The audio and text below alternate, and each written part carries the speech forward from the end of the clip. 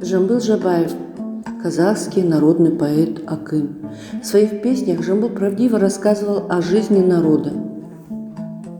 Поэтическая манера Жамбыла отличалась психологической насыщенностью и конкретностью изображения жизни, задушевностью и поэтической простотой повествования. Он сочетал устные формы с литературными, поэтические отрывки с прозаическими. Его песни представляют яркую страницу казахской литературы советского периода. Талант Жамбыла расцветал с великими преобразованиями, которые изменяли облик казахского народа, поднимали на небывалую высоту казахскую культуру. Окрепшая, ставшая самостоятельной, казахская литература способствовала совершенствованию таланта Жамбыла. Жамбыл Жабаев – акын-импровизатор, один из самых знаменитых поэтов Казахстана. Жамбыл родился 28 февраля 1846 года в семье бедного кочевника Жабая из рода Шапрашты. По семейному преданию, мать Жамбыла, Улан, родила его в то время, когда аул Истыбая в очередной раз спасался от набегов. Это случилось возле горы Жамбыл, на северо-востоке от нынешней станции Атрар, в верховьях реки Чу. Мальчика нарекли в честь горы именем Жамбыл. Жамбыл Жабаев горячо любил свою родину, Казахстан. В своих песнях, стихах он прославлял родной край. Есть земля, и в ней живет славный воинов гордый народ. По зеленым ее полям бродит тучный и сытый скот.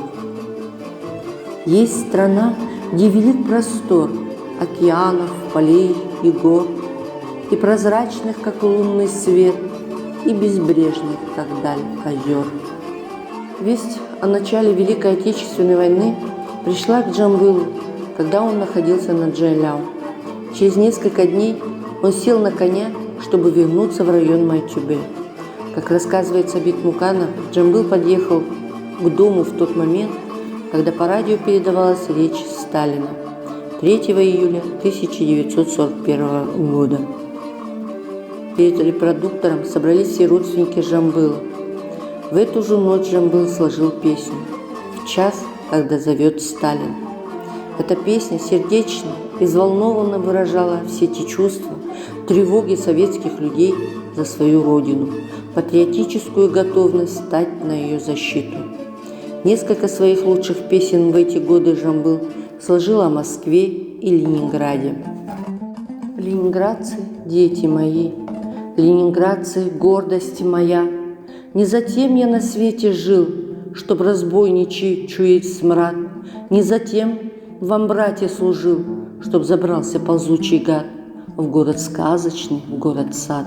Не затем к себе Ленинград взор Жамбула приворожил, а затем я на свете жил, чтобы сброд фашистских громил, не успев отпрянуть назад, волчьи кости свои сложил у священных ваших оград. Обращение Жамбыла к ленинградцам вызвало большой патриотический подъем в городе. Жамбыла переводили многие крупнейшие русские поэты. Эти переводы сделали большое дело. Они приобщили читателя к творчеству Жамбыла, донесли образы и мысли казахского акына до самых дальних уголков. Почти столетний путь прошел он со своим народом. Вместе со всем казахским народом он был призван Октябрьской революцией к строительству новой жизни. Великий поэт казахского народа прославился не только своей поэзией, но также и ораторским мастерством. Поэзия Жамбыла была всегда связана с жизнью простого народа. На протяжении всей своей жизни он был на стороне народа и защищал его права.